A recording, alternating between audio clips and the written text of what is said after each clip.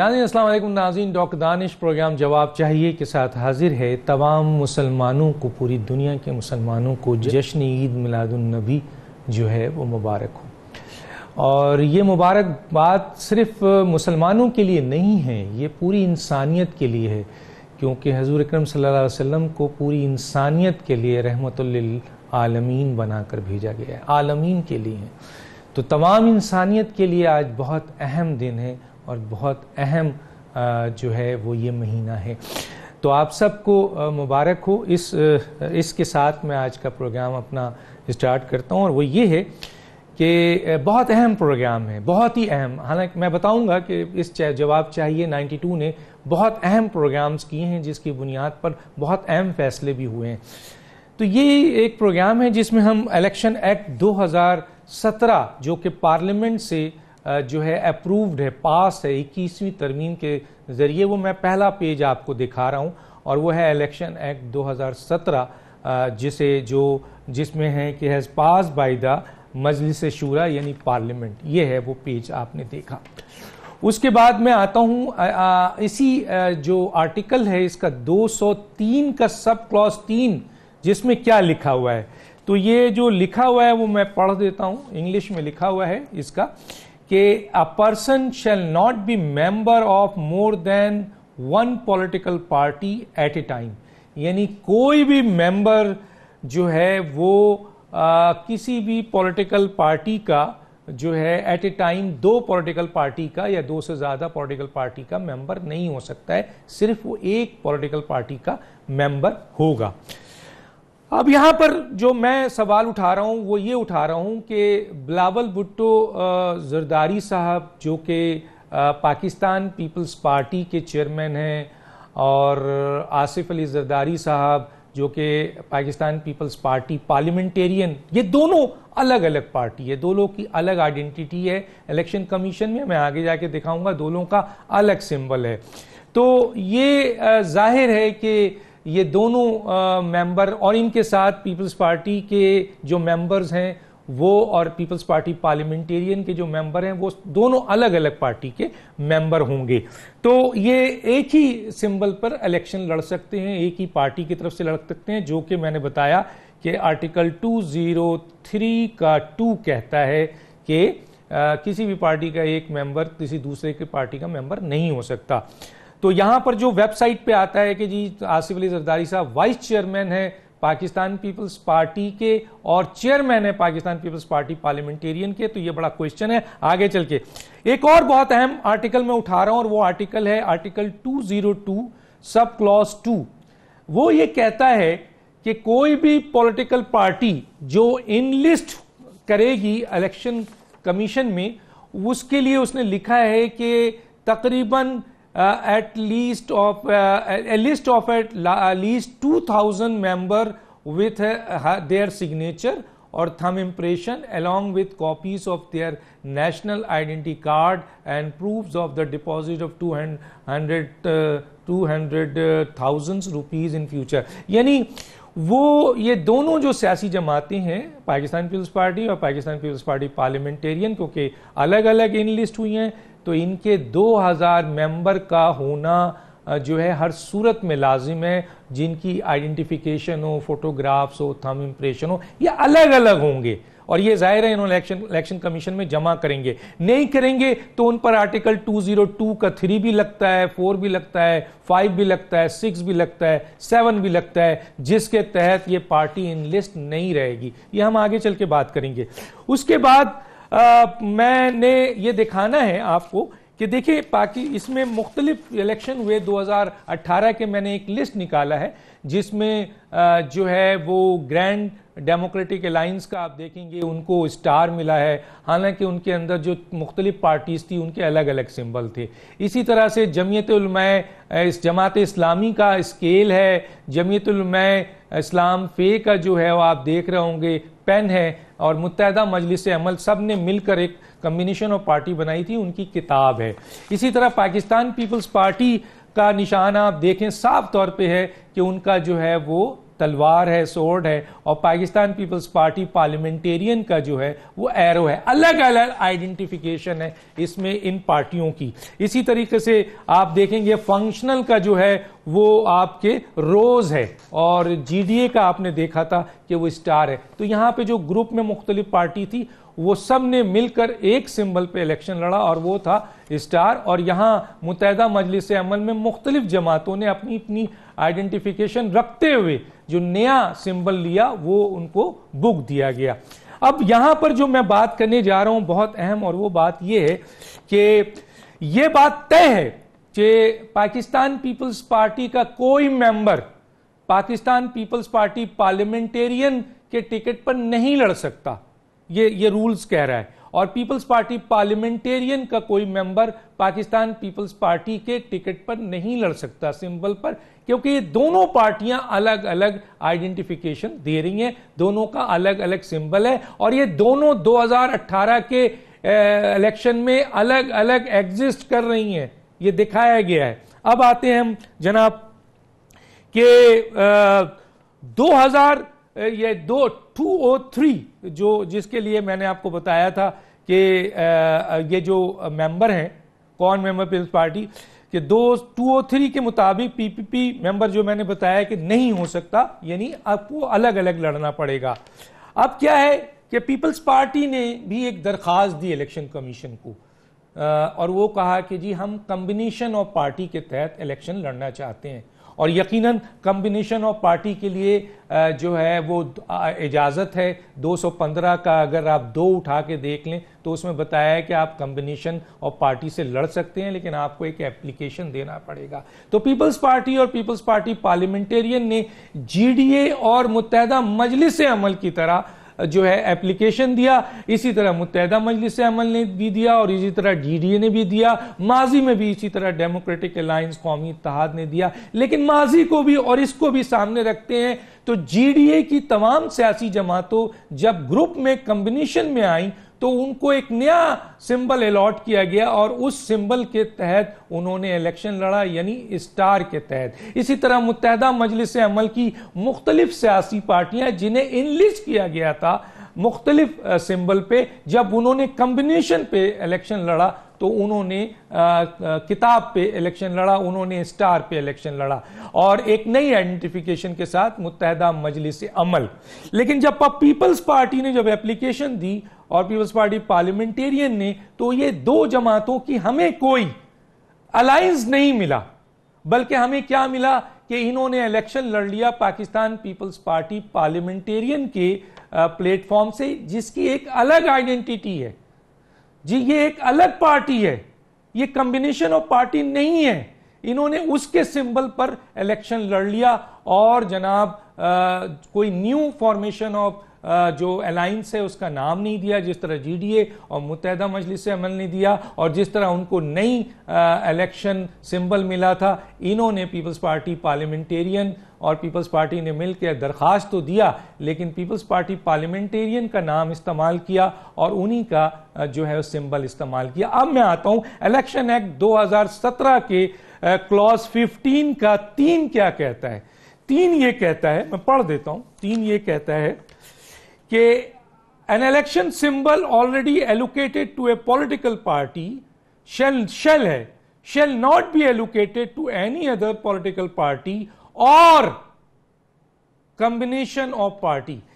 मेरी दानिश के लिहाज से, यहां बड़े बड़े उस्ताद बैठे हुए, पूछूंगा, मेरी दानिश के लिहाज से इसकी उर्दू ये होती है कि ये जो 215 इलेक्शन एक्ट 2017 का 215 का 3 सब क्लॉज ये कह रहा है कि किसी एक पार्टी को अगर सिंबल अलॉट कर दिया जाए, एलोकेटेड हो जाए, तो फिर उस निशान को, उस सिंबल को किसी दूसरी सियासी जमात को नहीं अलॉट किया जाएगा, ना किसी कॉम्बिनेशन ऑफ पार्टी को अलॉट किया जाएगा। तो यहां पर सवाल आता है कि फिर ये ऐसा सिंबल जो already Pakistan Peoples Party Parliamentarian को अलॉट हो चुका था, उस पर एक कॉम्बिनेशन ऑफ पार्टी जिसको मना किया जा रहा है कि वो अलॉट नहीं हो सकता, तो उसने इलेक्शन कैसे लड़ा, ये सवाल है। और यहाँ पर मैंने जो एक पॉइंट उठाया है और इसमें बहुत अहम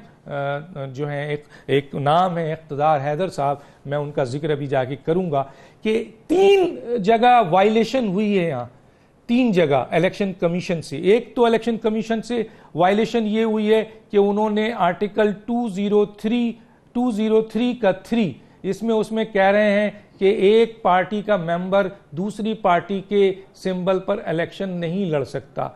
अलग अलग पार्टी है, अगर वो पीपल्स पार्टी में उनका नाम है तो फिर वो पार्लियामेंटेरियन से इलेक्शन लड़ रहे हैं, वो एक अलग पार्टी हुई। दूसरा है 215 का 3 कि जी एक सिंबल अगर किसी पार्टी को एलोकेट हो जाए तो फिर वो दूसरी पार्टी या कॉम्बिनेशन ऑफ पार्टी को नहीं दिया जा सकता। इसका मतलब है कॉम्बिनेशन ऑफ पार्टी किसी ऐसे सिंबल पर इलेक्शन नहीं लड़ सकती है जो ऑलरेडी किसी को इनलिस्ट किया गया है। और पाकिस्तान पीपल्स पार्टी पार्लियामेंटेरियन का नंबर मैंने बता दिया कि ऑलरेडी सिंबल मौजूद है, 2018 के इलेक्शन में एक अलग दिया गया है और जीडीए और उनको भी आपने देख लिया कि उनको अलग। और तीसरा, कॉन्स्टिट्यूशन का आर्टिकल 218 का 3 ये कहता है कि इलेक्शन कमीशन अगर इलेक्शन कराएगा तो साफ और शफाफ ट्रांसपेरेंट मेरिट पे कराएगा, उसकी भी वायलेशन हुई है। इस इशू पे मैं बात करूंगा। मेरे साथ जो गेस्ट हैं उनका मैं तारुफ करा देते हैं। मेरे साथ हैं जनाब कमर दिलशाद साहब, साबिक सेक्रेटरी इलेक्शन कमीशन, आपका बहुत शुक्रिया सर ज्वाइन किया। चौधरी नदीम कासिम, डायरेक्टर एंड तर्जुमान इलेक्शन कमीशन ऑफ पाकिस्तान, आपका शुक्रिया। Mohammad Azhar Siddique, senior advocate supreme court, आपका बहुत शुक्रिया। कमर दिलशाद साहब, सबसे पहले आपकी तरफ आता हूं, क्या कहेंगे? डॉक्टर साहब, आपने पूरी हिस्ट्री बयान कर दी है और तमाम जो है अलाइंस जो हुए हैं उसकी डेफिनेशन भी आपने बयान कर दी। तो मैं इसमें आपकी बात को आगे बढ़ाता हुआ ये अर्ज करूँगा कि इलेक्शन कमीशन ऑफ पाकिस्तान ने जो एक कम्बिनेशन की तारीफ में पाकिस्तान पीपल पार्टी पार्लियामेंटेरियन को जो निशान दिया गया एरो का, वो दरअसल कम्बिनेशन के ज़िम्मे में नहीं आता। आप देखो, एक तरफ है पाकिस्तान पीपल पार्टी और उसके साथ ही है पाकिस्तान पीपल पार्टी पार्लियामेंटेरियन, उसके जो चेयरमैन हैं जनाब बिलावल जरदारी साहब और इसी तरह उनके चेयरमैन हैं आसिफ अली जरदारी साहब। मुझे दोनों शख्सियत का बड़ा एहतराम है, लेकिन मैं सिर्फ आइन और कानून के हवाले से बात करूँगा कि ये जो हमारी जो माजी के जितने भी कोलेशन होती रहे, ये कम्बिनेशन होती रहे, उनके ज़ुमरे में ये यहाँ नहीं आता। मैं बड़े अदब एहतराम के साथ कहूँगा कि इलेक्शन कमीशन ऑफ पाकिस्तान ने अपने जुडिशनल विजडम इख्तियार नहीं किया, इस्तेमाल नहीं किया, इस लिहाज से ये कम्बिनेशन के ज़िम्मे में नहीं आते। इसी तरह मैं ये देखता रहा हूँ कि अब इलेक्शन कमीशन पाकिस्तान के पास जब ये केस आया तो दोनों पार्टियों को देखना चाहिए था कि उसके बिलावल जरदारी साहब जो हैं वो पाकिस्तान पीपल पार्टी के चेयरमैन या प्रेसिडेंट है और आसिफ अली जरदारी साहब पीपल पार्टी के बीच को चेयरपर्सन है और बिलावल जो है वो भी पाकिस्तान पीपल पार्टी पार्लियामेंटेरियन का को चेयरपर्सन है। ये दोनों एक ही पार्टी है। यहाँ एक नया निशान देते वक्त निशान एरो दे देते, लेकिन Pakistan people party parliamentarian combination के ज़िम्मे में नहीं आती, उसका एक नया अलायंस बनता, पीपल अलायंस बन जाता। इसी तरह जब बेनज़ीर भुट्टो साहिबा ने 90 में इलेक्शन लड़ा तो उन्होंने डेमोक्रेटिक फ्रंट अलायंस के नाम से, FDA के नाम से अलायंस बनाया, जिसमें तहरीक इस्तिकलाल और डॉक्टर तैयब कादरी की अवामी पार्टी, बेशुमार पार्टी फ़िक़्ह जाफरिया, कोई 8-10 पार्टियों का इन्होंने अलायंस बनाया। ठीक है, उनको निशान एरो दिया गया, लेकिन पार्टी का नाम बदल दिया गया। पाकिस्तान पीपल पार्टी इस्तेमाल नहीं हुआ, बाकायदा डेमोक्रेटिक अलायंस के नाम से इंतखाब में हिस्सा लिया बेनज़ीर भुट्टो साहिबा ने। उसके 14-15-45 के करीब उनके MNA उसमें इलेक्ट हो गए। इसी तरह हम ये महसूस कर रहे हैं कि इलेक्शन कमीशन पाकिस्तान ने ये जो आपका सेक्शन जो है पॉलिटिकल पार्टी आर्डर 2017 वो एक 215 का सहारा ले रहे हैं। लेकिन पहली अहम बात यह है कि जो सही ओरिजिनल जो है वो है पॉलिटिकल पार्टी आर्डर 2002 का सेक्शन 13।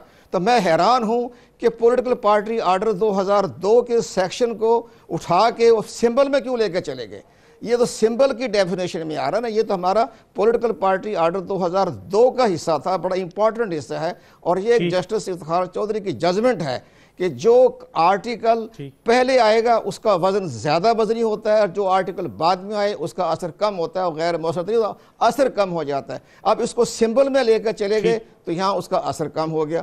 तो ये ज़ाहिर इंतखाबी इस्लाहत कमेटी की बदनीति थी। लेकिन बहरहाल हमें ये महसूस कर रहा हूँ कि चूँकि अब आपने भी बताया, मैं भी अर्ज कर रहा हूँ, हम भी कहते रहे हैं कि एक और बड़ी अहम बात है कि जो पाकिस्तान पीपल पार्टी के बारे में 2007 में सिंध हाई कोर्ट में फैसला हुआ तो उन्होंने इसको तस्लीम नहीं किया, ये पाकिस्तान पीपल पार्टी को, और रिजेक्ट कर दिया था बेनजीर भुट्टो साहब की रिट पिटीशन जो थी। इसी तरह जब ये दोबारा इलेक्शन होते रहे तो जहांगीर बदर साहब ये कहते रहे कि पाकिस्तान पीपल पार्टी जो है वो पाकिस्तान पीपल पार्टी पार्लियामेंटेरियन का पॉलिटिकल विंग है। ये भी बहरहाल उनके दलाइल गलत थे, सही नहीं थे।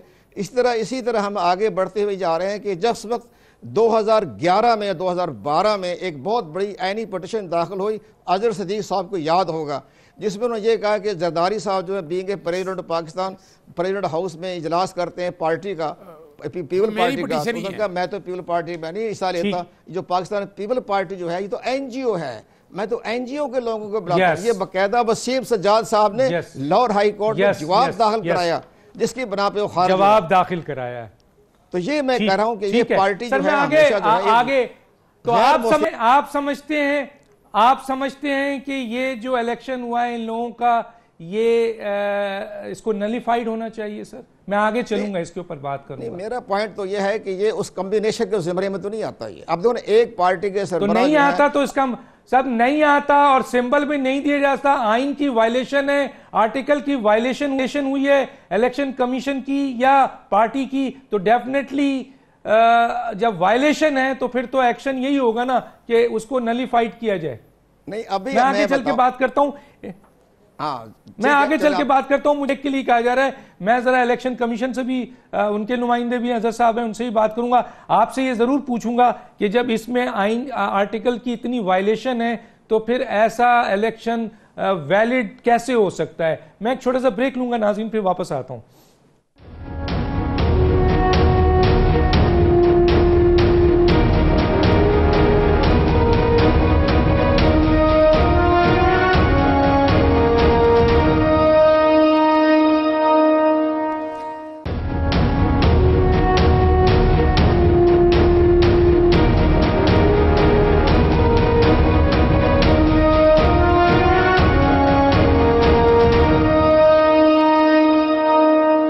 Welcome back. इससे पहले कि मैं अजहर साहब की तरफ जाऊं, चौधरी नदीम कासिम साहब से भी पूछ लेता हूं उनका point of view. Nadeem Qasim साहब, मैंने जिस तरह बताया कि ये लिस्ट है 2018 की, इसमें पाकिस्तान पीपल्स पार्टी पार्लियामेंटेरियन और पीपल्स पार्टी का अलग अलग निशान सिंबल मौजूद है। और फिर मैं आर्टिकल 215 सब क्लॉज 3 पढ़ता हूँ, उसमें वाज़ह तौर पर लिखा है कि अगर एक पार्टी को कोई अलॉट कर दिया गया है तो फिर ना वो कम्बिनेशन को हासिल हो सकता है वो निशान, ना दूसरी सियासी जमात को। और इसी तरीके से जो है वो जीडीए और उस दूसरी चीज़ें उसका भी अलग अलग है कि उन्होंने अपनी आइडेंटिफिकेशन छोड़कर अलग आइडेंटिफिकेशन से इलेक्शन लड़ा। क्या कहेंगे सर? जी शुक्रिया डॉक्टर साहब। जैसा कि कंवर मोहम्मद दिलशाद साहब ने बड़ी डिटेल से जो हिस्ट्री है इलेक्शन सिंबल्स की, एलोकेशंस की और अलाइंसेस क्रिएट करने की, उस पे बड़ी अच्छी गुफ्तगू फरमाई। अभी आप अगर देखें तो इलेक्शन आर्डर 2002 जो allocation of party symbol order 2002 था, ये सारे ला रिपील हो चुके हैं। अब इस वक्त जो इन फील्ड ला है जिस पे हम बात कर रहे हैं वो है इलेक्शन एक्ट 2017। इलेक्शन एक्ट 2017 का जो चैप्टर 12 है वो सेक्शन 214 से लेकर 217 तक ये एलोकेशन ऑफ सिंबल के चैप्टर को डील कर रहा है। इसमें जिस लिस्ट की आप बात कर रहे हैं कि पीपल पार्टी को तमाम जमातों को अलग-अलग निशान एलोकेटेड हैं, सेक्शन 214 के तहत कमीशन ये सिंबल जो है इनकी लिस्ट मुरतब करता है। जब हम एलिजिबिलिटी देखते हैं किसी भी पॉलिटिकल पार्टी की रजिस्ट्रेशन के लिए, जिसका जिक्र 203 में भी आपने कहा कि कोई पर्सन जो है वो 2 जमातों का मेंबर नहीं हो सकता। इसी तरह दूसरी स्टेटमेंट भी सबमिट करनी होती हैं 202 के तहत, 206 के तहत, 209 के तहत, और फिर 210 की जो रिक्वायरमेंट है वो जब कोई पॉलिटिकल पार्टीज़ या कोई एनलिस्टमेंट के लिए आती है तो वो पूरा करने के बाद ये एलिजिबल होते हैं कि उनको सिंबल अलाट किया जाएगा। अब जिस पॉइंट पे हम बात कर रहे हैं, तो अगर इस एक्ट के इस चैप्टर को हम देखें 215 डील कर रहा है और उसके बाद फिर 217 है जो एलोकेशन ऑफ सिंबल को डील कर रहा है। इस चैप्टर में कहीं भी ये लफ्ज़ इस्तेमाल नहीं हुआ ना कोई लीगल रिक्वायरमेंट है कि जब कॉम्बिनेशन ऑफ पॉलिटिकल पार्टीज़ होगी तो वो कोई नया अलायंस बना के आएंगे या किसी नए नाम से आएंगे। ये पूरा अगर देखें तो जहाँ जहाँ पे जिस सेक्शन में भी ये वर्ड लफ्ज़ इस्तेमाल हुआ है वहाँ पे कॉम्बिनेशन ऑफ पॉलिटिकल पार्टीज़ का लफ्ज़ इस्तेमाल हुआ है, किसी अलायंस का लफ्ज़ इस्तेमाल नहीं हुआ। जहाँ तक सिंबल अलाट करने की बात है कि पीपल पार्टी और पार्लियामेंटेरियन ने जब एप्लीकेशन सबमिट की, जब ऑनरेबल कमीशन ने इलेक्शन सिंबल अलाट किए तो वो पॉलिटिकल पार्टीज़ जिनके सिंबल डिस्प्यूटेड थे उनको कमिश्नर कॉल किया गया और 29 मई को वहाँ पे एक इलेक्शन कमीशन का इजलास हुआ जिसके दौरान ये सिंबल की एलोकेशन हुई। वहाँ पे ये एप्लीकेशन जो पाकिस्तान पीपल पार्टी की दोनों पार्लियामेंटेरियन भी और पाकिस्तान पीपल पार्टी की भी जो एप्लीकेशन थी, इलेक्शन कमीशन के उस सिटिंग में इस एप्लीकेशन पे भी डिसीजन लिया गया और ये एप्लीकेशन जो है उसमें ये रिक्वेस्ट की गई कि चूँकि ये आप अभी इंट्रो में बता रहे थे कि उन्होंने कहा कि हम ये 2 पॉलिटिकल जमातें हैं, हम इस निशान के तहत अपना इलेक्शन जो है वो कंटेस्ट करना चाह रहे हैं। उस इलेक्शन कमीशन ने उस एप्लीकेशन को अप्रूव किया और यहाँ पे आप अगर 215(2) और 3 जिसकी हम बात कर रहे हैं कि वो सिंबल जो किसी पॉलिटिकल पार्टी को अलाट हो चुका है वो किसी दूसरी जमात को अलाट नहीं होगा, तो 217 में अगर आप जाके देखें तो वहां पे कॉम्बिनेशन को भी नहीं, जो एक्सप्लेनेशन दी गई है कॉम्बिनेशन को भी नहीं सर, सॉरी सर, मैं इस आर्टिकल को जरा सा चाहता हूं आपसे कि उन्होंने कहा है कि किसी दूसरी पॉलिटिकल पार्टी को भी नहीं और कॉम्बिनेशन को भी नहीं। जी बिल्कुल ऐसा ही है, बिल्कुल ऐसा ही है। वो कॉम्बिनेशन ऑफ पॉलिटिकल पार्टीज को भी वो सिंबल नहीं दिया जाएगा। लेकिन डॉक्टर साहब अगर आप 217 में जाके देखें तो वहाँ पे पॉलिटिकल पार्टीज़ की जो डेफिनेशन है वो पॉलिटिकल पार्टीज़ की डेफिनेशन जो है उसमें ये इंक्लूडेड है कि वो पॉलिटिकल पार्टीज़ या कॉम्बिनेशन जो अपना जॉइंट कैंडिडेट लेके आना चाह रही हैं। तो मीनिंग देयर बाई कि वो यहाँ पे इस सेक्शन 215(3) में इस पॉइंट को क्लियर किया गया है कि ऐसा कोई निशान जो किसी पॉलिटिकल पार्टीज को किसी भी जमात को पहले अलाट किया जा चुका है या मुझे 217 का आर्टिकल बता दें, तो मुझे 217 का सब क्लॉज बता दें सर मुझे 217 का वो क्लॉज बता दें जो 215 के 3 को नलीफाइड कर रहा है। 217 का कौन सा सर आर्टिकल नहीं नलीफाई नहीं कर रहा, मैं बिल्कुल ये नहीं कह रहा कि वो 217 में एक्सप्लेनेशन दी गई होगी। 217 में तो सर देखिए ना, 1 है 2 है 3 है 4 है 5 है, मुझे तो आप ये बता दें सर 217 का कौन सा क्लॉज आर्टिकल 215 के 3 के क्लॉज को नलीफाइड करता है, रिजेक्ट करता है, उठा के फेंक देता है। नहीं बिल्कुल मैं ये नहीं कह रहा कि वो उसको क्लास को नलीफाई कर रहा है, वो उसको उठा के फेंक। मैं ये कह रहा हूं कि 217 के तहत जो है वो इलेक्शन की सिंबल की एलोकेशन का प्रोसेस कौन सा सर 217 का कौन सा सब आर्टिकल कौन सा सर 217 का कौन सा सब? मेरे पास मेरे मोहतरम साथी मैंने 215 का क्लॉज 3 बताया। मैं आपसे पूछ रहा हूं कि 217 में 5 सब क्लॉज हैं, कौन सा क्लॉज कहता है कि ये ऐसा 203? जी 215 मेरे पास है इलेक्शन में बात कर रहा हूं डॉक्टर साहब, मैं ये कह रहा हूं कि सर जो 200 नहीं आप 217 पे हैं। 217 का कौन सा सब क्लॉज 215 के 3 को एलुब्रेट कर रहा है, डिफाइन कर रहा है, रिग्रेट कर रहा है? कौन सा क्लॉज? मैं यही तो पूछ रहा हूं सर, मेरे सामने क्लॉज खुले हुए हैं। मैं यही मेरी मुझे जरा थोड़ा सा इसको क्लियर करने दें। 215(3) और 217 में प्रोसीजर दिया हो गया है कि किस तरह सिंबल का प्रोसेस है, एलोकेशन ऑफ सिंबल्स।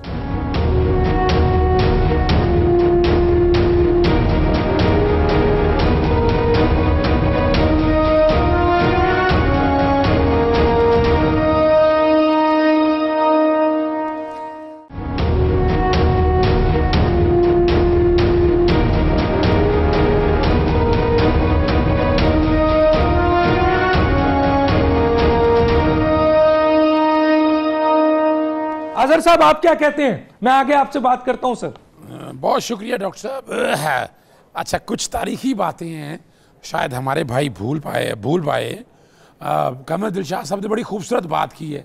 ये हिस्ट्री देखना बहुत ज़रूरी है कंटेम्प्ट ऑफ कोर्ट की पिटीशन मुनीर अहमद की तरफ से मैंने ही दायर की थी, जिसमें जरदारी साहब के अगेंस्ट फाइल की थी कि he can't be act at the same time president of Pakistan and leader of a party. और ये कमर दिलशाद साहब ने बताया ये ऐसा ही है। उन्होंने बाकायदा ये तहरीरी तौर पर लिख के दिया कि ये एक NGO है। अब ये इस बात को एक तरफ फेंकना नहीं है कि वहाँ पर पॉलिटिकल पार्टी के तौर पर किसी तरह भी नहीं कहा गया। ये हाई कोर्ट के रिकॉर्ड का हिस्सा है। इन्हें चाहिए इलेक्शन कमीशन को इस बात की एक पूरी डिटेल में एक इंक्वायरी कर लें, सारा रिकॉर्ड वहाँ से मंगवा लें और हर चीज़ रिकॉर्ड के ऊपर मौजूद है। दूसरी बात जो है ना, वो असल में आर्टिकल 17 भी पढ़ना बड़ा ज़रूरी है। जब पॉलिटिकल पार्टी बननी है तो पॉलिटिकल पार्टी के ऊपर सर्टन लॉज अप्लाई करने हैं। और आप पूरे एक्ट का अगर टेनर देख लें, अगर मुझसे पूछते हैं तो इलेक्शन एक्ट 2017 के अंदर जो इतने ज़्यादा एक्ट का कम्बिनेशन बना के कई जगह इसकी शक्ल बिगाड़ दी है। मिसाल का बड़ा रेलेवेंट सवाल है, कोई भी आदमी एक से ज़्यादा सियासी जमात का रुकन नहीं बन सकता। इसी तरह एक मेंबर अगर सूबाई असेंबली का मेंबर हो, नेशनल असेंबली का मेंबर हो, तो आर्टिकल 223 जो है वो बार करता है। भाई आपने जब एक्ट बनाया, लिखा, ये तो रिकॉर्ड की बात है ना, ज़रा इलेक्शन को एक तरफ रख दें। क्या PPP में और पाकिस्तान पीपल्स पार्टी पार्लियामेंटेरियन में दोनों पार्टी में जरदारी साहब मौजूद थे? ये तो इन्होंने इनका काम देखना है। हाउ अ वन मैन, अगर वो पॉलिटिकल पार्टी है, अगर वो NGO नहीं है, जैसा कि हाई कोर्ट के अंदर कहा गया, वहाँ ये रिकॉर्ड की चीज़ें हैं। इलेक्शन कमीशन को मेरा नहीं ख्याल है इस बात को ज़रा पॉजिटिव स्टेप में देखना चाहिए। You had actually hit the, आपने अगर देखा जाए, मुझसे पूछा है, आपने एक ऐसा इंपॉर्टेंट इशू उठाया है किसी आम आदमी के नज़र से नहीं गुजर सका ये इशू।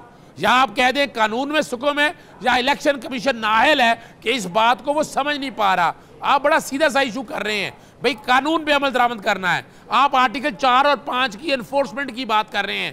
भाई कानून ये फराहम करता है या तो कम्बिनेशन ऑफ पार्टीज में आए।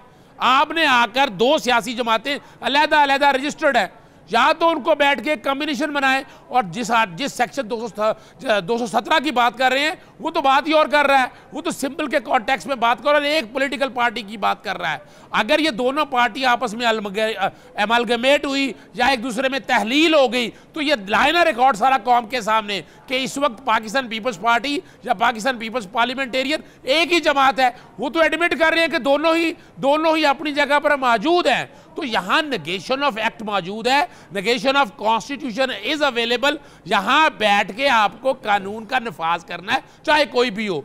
आपने अगर एक्ट में डाला there is nothing returned in the act, यानी ये तो साबित करना चाह रहे हैं कि रिटर्नेंसी है, और रिटर्नेंसी हो नहीं सकती एक्ट के अंदर। लेजिस्लेचर जब कानून बनाता है रिटर्नेंसी को बड़ा ध्यान रखता है, और अगर ये फैसला करना है तो आला अदालतों ने करना है। इलेक्शन कमीशन एक बहुत बड़े मसले पे फंस चुका है। ये जो मर्जी कहते रहें, लेकिन इन्हें आज बैठ के एक बड़े खुले दिल के साथ बैठना चाहिए। इन्हें कमर दिलशाद साहब को बुलाना चाहिए और लोगों को भी बुलाना चाहिए, और इस मामले को कौम के सामने वाज़ेह तौर। देखिए मैं ये नहीं कहता कि आप इलेक्शन नलीफाई कर दें या बाकी चीज़ों की तरफ ले जाएं, लेकिन आपने एक बहुत अहम इशू उठा दिया है। ये वंस फॉर ऑल, यानी देखा ना, ये तो अगर देखा जाए तो ये फ्रॉड नहीं है कि आप मिसाल के तौर पर पाकिस्तान पीपल्स पार्लियामेंटेरियन के कितने मेंबर हैं, तादाद लिखी हुई है 2000 लोगों ने। पता नहीं है इनके पास 2000 लोग आए हैं या नहीं आए। क्या वो, अगर वो पॉलिटिकल पार्टी एग्जिस्ट ही ना करती हो, भाई 2000 लोगों ने, ये भी सवाल पूछें कि आप 2000 लोगों ने वहां पर बैठ के वो बाकायदा नॉमिनेशन अपनी दी, बताया कि पार्टी के अंदर है, और दूसरी उस सियासी जमात का कि जो उस रिक्वायरमेंट ही पूरी नहीं कर सकती, उसका सिंबल कैसे ले सकते थे? अब कानून बड़ा क्लियर है। तो यहां पर इबहाम इलेक्शन कमीशन की तरफ से वाज़ेह तौर पर है, they don't have a clear stance. इन्हें अपने सारे मामले को एक दफा सबको इकट्ठे बैठना चाहिए। हर्ज कोई नहीं है, गलतियां सबसे होती हैं। ये कानून में अगर कोई सुकम रह गया है, कोई कानून का वो सुकम दूर करें। अगर कानून को इम्प्लाई करना है, जो आपने बातें कही है ना डॉक्टर साहब, वो बड़ी रियलिटी है। और कानून की इंटरप्रिटेशन एक तालिब इल्म होने के नाते से जो बातें आपने कही है ना, अगर देखा जाए कम्बिनेशन ऑफ पार्टी नहीं है, ये मान चुके हैं। और एक पार्टी का दूसरे का सिंबल अगर लेना है तो कानूनी तरीकाकार है। वो कानून इन्होंने पूरा नहीं किया है, वो वायलेट किया है इलेक्शन कमीशन ने। अब कहां किया है ये सारा कुछ आपने बता दिया है इनको। अब ये बजाय इस बात को, गलत चीज को डिफेंड करने, हो सकता है मैं भी गलत हूं, लेकिन आपने एक मामला इनके सामने खोल के रख दिया है। इन्हें बड़े खुले दिल से मुजाहरा करना चाहिए, इस मामले पे डेलिब्रेशंस करनी चाहिए, उन लोगों को बुलाना चाहिए, बाकी लोग भी आए, अगर देखें अगर कानून वायलेट हुआ है, अगर जो बातें अगर इंटरप्रिटेशन में हम जाएंगे, वो ठीक है, अदालतों ने करना है। तो फिर अगर देखा जाए in the longer run election के लिए जो पीपल्स पार्टी ने लड़ा है, तो मसाइल तो सर पैदा हो सकते हैं, और कोई भी आदमी अगर कोर्ट के अंदर चला गया इनकी इंटरप्रिटेशन के कॉन्टेक्स्ट में।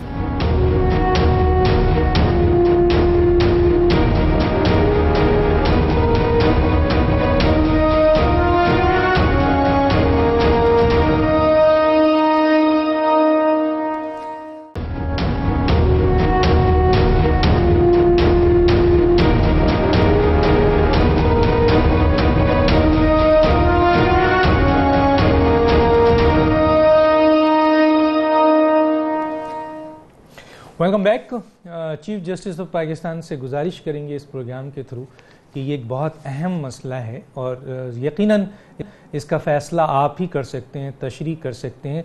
काफ़ी एम्बिग्युइटी है, काफ़ी क्वेश्चंस हैं और इसमें तमाम हमारे हज़रात ने बात की है। तो चीफ जस्टिस ऑफ पाकिस्तान से है कि इस इशू के ऊपर क्लियर कर आना चाहिए कि ये सही इलेक्शन हुआ है या ये इलेक्शन गलत हुआ है।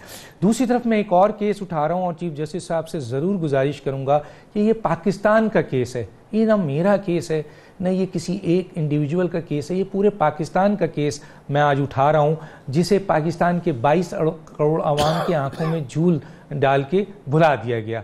ये हुकूमत की जिम्मेदारी भी है, मेंबर ऑफ पार्लियामेंटेरियन की भी है, एक एक पाकिस्तानी की जिम्मेदारी है। और वो केस क्या है कि 31 दिसंबर 1997 के सदारती इंतखाबात जो है हुए और इसी तरीके से होते हैं कि मेंबर ऑफ पार्लियामेंट और प्रोविंशियल मेंबर और सेनेट जो है वो वोट डालते हैं।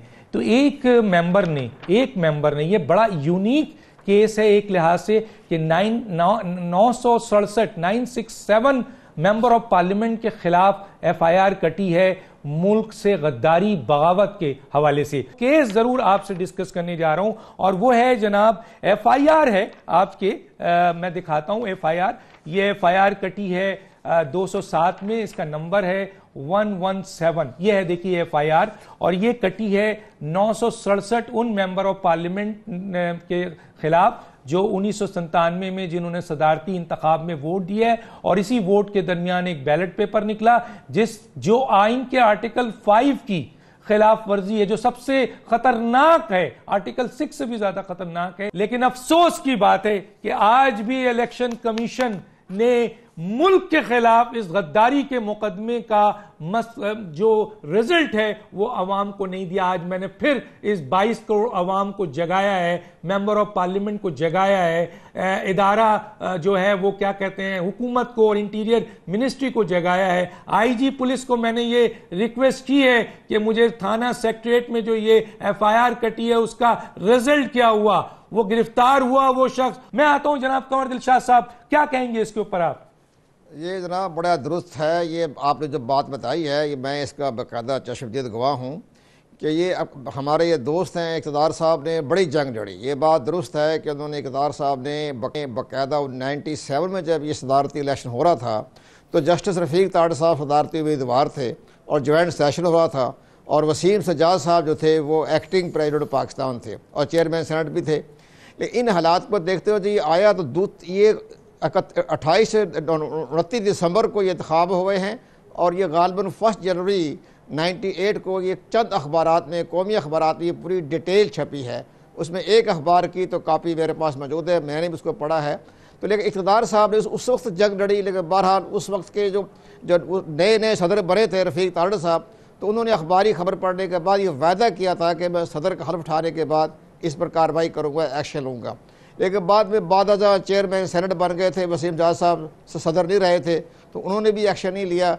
और उस चीफ इलेक्शन कमीशन साहब ने उस वक्त ये कहा कि ये मामला चूँकि पार्लियामेंट का है, लॉ मिनिस्ट्री का है, इंटीरियर मिनिस्ट्री का है, तो उनको ये केस हम रेफ़र कर देते हैं। तो इलेक्शन कमीशन पाकिस्तान ने बाकायदा इस पर एक पब्लिक ओपिनियन नहीं बल्कि एक बाकायदा लीगल ओपिनियन लॉ मिनिस्ट्री से तलब की, लेकिन बहरहाल खामोशी रही। लेकिन इक़्तिदार साहब ने फिर 2007 में दोबारा मसले को पेश किया तो उस वक्त के चीफ इलेक्शन कमिश्नर ने एक बड़ा अहम फैसला किया। उन्होंने तमाम बैलेट पेपर को यकजा किए और उसको लॉकर में बंद कर दिए, सील कर दिए, ताकि कभी किसी में दोबारा ओपन किया जाए तो हमारे पास रिकॉर्ड मौजूद हो और टैंपरिंग ना हो सके। तो अभी तक इलेक्शन कमीशन पाकिस्तान में ये लॉकर में बंद है। और लेकिन साथ साथ इस्लामाबाद के सेक्रेटरीट थाने में इसकी FIR भी कटी हुई है, लेकिन अभी तक इस पर कोई फैसला नहीं हुआ। लेकिन 2007 की गवर्नमेंट को जाता है क्रेडिट कि उन्होंने वजारत दाखिला ने इलेक्शन कमीशन पाकिस्तान के की रिक्वेस्ट के ऊपर इन्होंने बाकायदा इसकी FIR दर्ज करवा दी और अभी तक FIR पे फैसला नहीं हुआ और अभी थाने में केस मौजूद है और इख्तियार साहब इसकी जंग लड़ रहे हैं। पाकिस्तान का ये पाकिस्तान का मुकदमा है जो इख्तियार साहब लड़ रहे हैं, आज हमने उठाया है इसको। जी अजहर साहब क्या कहेंगे? मैं फिर नदीम साहब की तरफ आता हूं। डॉक्टर साहब ये भी इलेक्शन कमीशन की नाअहली है। देखिए इलेक्शन जो भी करवाने हैं, जिस प्रोसेस के तहत होने हैं, जिम्मेदारी आपके इलेक्शन कमीशन ऑफ पाकिस्तान की है। अब ये जो कुछ हुआ इसमें एक सेक्शन इन्वोक किया गया है, वो है 123A of Pakistan penal code और condemnation of the creation of state and advocacy of abolition of its sovereignty. 10 साल की सख्त सजा है और जुर्माना है। आपने बड़ा रेलेवेंट सवाल उठाया है। आपके तवज्जो से मैं भी जनाब चीफ जस्टिस ऑफ पाकिस्तान से गुजारिश करूंगा कि ये वो मामला है, ये मेरे पाकिस्तान का मुकदमा है।